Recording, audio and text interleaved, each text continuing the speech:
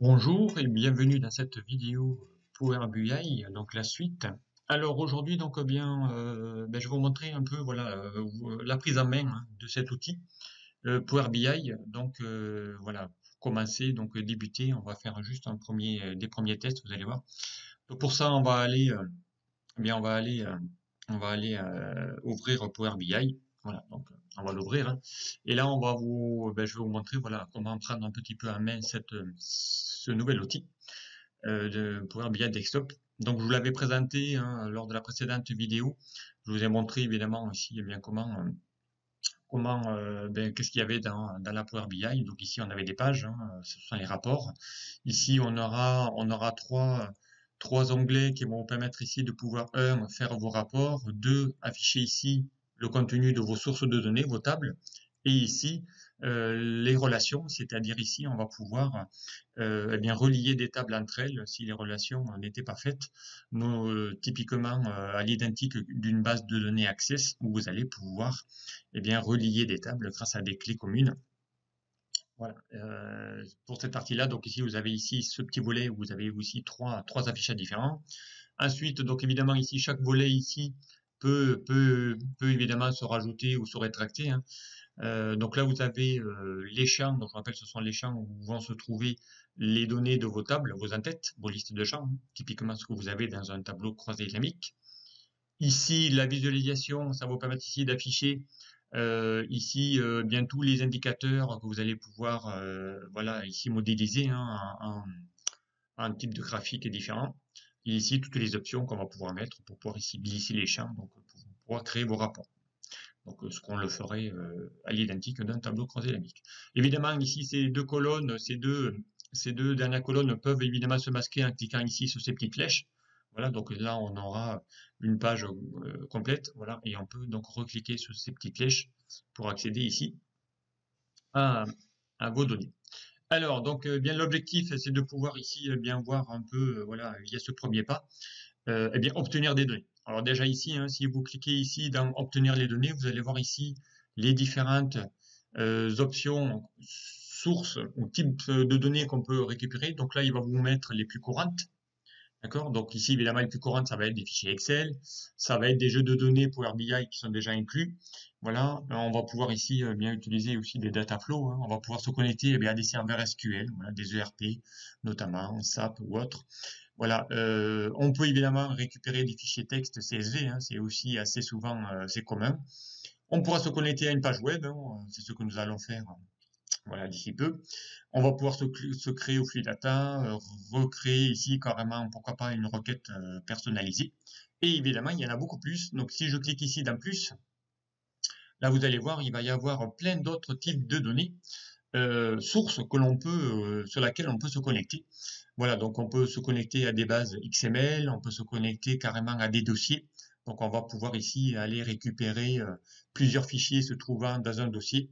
Voilà, on peut aller se connecter à un dossier SharePoint, une base de données SQL Server, sur du Access, voilà, sur des bases Oracle, Informix. Voilà, et vous allez voir, on en a beaucoup d'autres. Voilà, on a vraiment toutes sortes de bases de données. Voilà, on peut se connecter sur Google. Voilà, on peut aller se connecter sur tout ce qui est base Microsoft Azure. Donc ça aussi, les entreprises en ont déjà ici certaines bases de données Azure où ici les données sont déjà existantes. Voilà, encore une fois sur une liste SharePoint. Si vous avez vos sources sur une liste SharePoint et on va pouvoir ici se connecter. Vraiment, ici la liste est exhaustive, hein. Il y en a énormément. On peut se connecter sur Google Analytics, Facebook. Voilà, donc la liste est grande. Vous avez ici tous les types de connexions possibles. Voilà, donc voilà. Ici vous les avez ici en exhaustif. D'accord? Et ici, ensuite, vous les avez aussi par thème, tout ce qui est Power BI, tout ce qui est base de données, tout ce qui est fichiers, tout ce qui est Azure, vous les avez. Et ici, tout ce qui est service en ligne, donc sur Internet notamment. Ok? Voilà, donc ici, vraiment, on en a quand même pas mal. Euh, c'est assez, euh, c'est assez intéressant. Alors, on va aller voir ici comment ça fonctionne. Donc ici, on va se connecter par exemple sur Internet et on va aller chercher ici une base de données. Je sais pas, on va aller se connecter à une base de données boursier. Donc ici, je sais pas, on va taper www. je sais pas moi, boursier.com, je crois, ça existe. On va vérifier. Voilà, donc ici, voilà, ici on a le site qui s'appelle un site boursier, hein, ni plus ni moins. Donc on va aller chercher ici, je sais pas moi, bourse. Alors on va aller voir, je sais pas moi, le CAC 40, pourquoi pas. Voilà, ici on a une page où on a le CAC 40 avec des actions à la date. Voilà. Et ben ici on y va pour aller bien prendre ici le lien. Vous allez voir, on va faire un petit CTRL-C et on va revenir dans la BI et on va se connecter ici à du web. Donc ici vous allez chercher une source via le web. Donc on va cliquer dessus. Vous allez voir, il va vous aider, hein. Ensuite, il va vous demander juste l'URL. Donc, ben, c'est l'URL qu'on vient de copier. Donc là, je fais un petit CTRL-V et je fais OK. Donc, à partir de là, il va se connecter à la source. Voilà, donc il se connecte sur Internet. Voilà, donc ici, il voit qu'il y a des documents. Nous, on va se connecter à une table donc pour aller chercher ici toutes les infos. Là, il vous présente ici toutes les données du CAC 40 qui se trouvent voilà sur le net. Et ici, ben, soit je modifie les données pour les modifier, mais ici on va charger direct, on va cliquer charger. Et là, il est en train de charger ça dans votre BI automatiquement.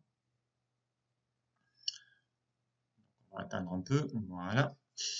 Et ici, donc maintenant, eh bien, vous allez voir ici, maintenant mes champs se trouvent là, d'accord?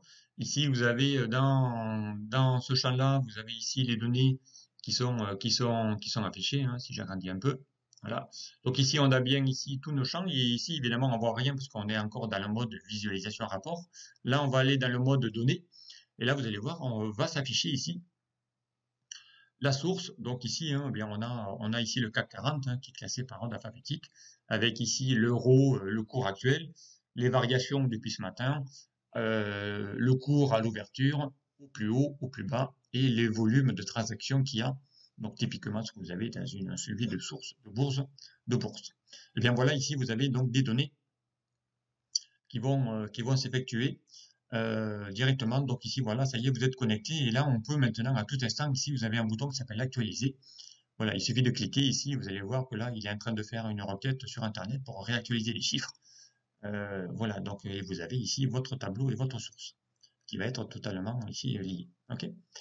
Voilà ici les premiers pas. Alors si on veut faire un petit rapport tout simple, eh bien ici on va y mettre, on va créer ici des petits indicateurs hein, notamment. Donc on va créer un histogramme, voilà. Donc ici on va créer un histogramme empilé, pourquoi pas, ou un histogramme, peu importe. On va lui mettre ici les valeurs. Donc dès que je vais cliquer ici sur valeurs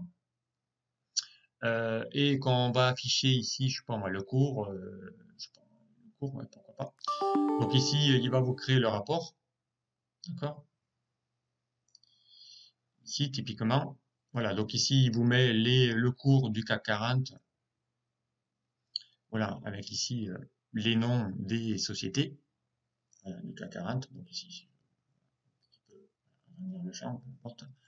Voilà. Donc ici, vous avez la valeur du cours. Voilà. On va pouvoir y mettre ici, alors on va faire, voilà, vraiment ça c'est vraiment pour aller créer un petit rapport tout simple, hein. On va pouvoir y mettre, tiens, les volumes, pourquoi pas, qui a été transité. Donc là, on va cliquer ailleurs, on va cliquer ici sur le petit bouton. Là, il va vous mettre les volumes, mais on va les mettre ici en sous format table, c'est-à-dire sous format chiffre. Voilà, donc ici, ce sont les volumes de transactions. Et là, vous voyez ici, hein, ça se construit, ce sont des petits cubes qu'on va pouvoir déplacer où on veut. Voilà, ça vraiment, c'est assez simple, c'est vraiment assez convivial. Voilà, les volumes, ici, ce sont les volumes qui se sont déroulés depuis ce matin à l'ouverture. Voilà, ensuite on pourrait y mettre des variations. Exemple ici, on va mettre tiens une variation, on va y mettre ici pourquoi pas une jauge. Voilà, et on va y mettre ici les variations pour voir ici qu'est-ce qu'il y a eu en variation. Vous voyez, hein, c'est assez convivial. Ça va vous donner ici une petite jauge pour savoir ici qu'est-ce qui s'est voilà, qu'est-ce qu'il y a eu depuis en variation depuis ce matin. Et ici, donc, on va pouvoir bien filtrer, hein. Donc ici, on a ici le bouton segment, hein. On va cliquer ici sur un segment. Alors, hop, on va éviter de faire ici sur la jauge. On va cliquer ailleurs, on va segment. Là, il va vous créer une autre boîte et on va le faire sur la valeur, hein, sur les noms des sociétés du CAC 40. Donc là aussi, on va aller bouger ce petit cube. Voilà, on va le mettre ici, dans sa globalité. Donc ici, si je veux savoir maintenant l'action, bien, je sais pas moi, du groupe AXA, hein, on va cliquer dessus. Voilà, donc a priori, voilà, ici on a le volume associé au groupe AXA, le cours. Voilà, donc ici on pourrait y mettre le cours aussi, hein, pourquoi pas. Et ici on va cliquer sur petit icône pour ici remettre toutes les données. Donc on va essayer de créer ici un tableau aussi. Euh, donc là, ici enseignement, hein, peu importe. On va créer ici un petit tableau où là on va y mettre le cours, hein, de l'action. Ici on a le volume. Ici on a le cours de l'action. Enfin ici c'est le bas évidemment.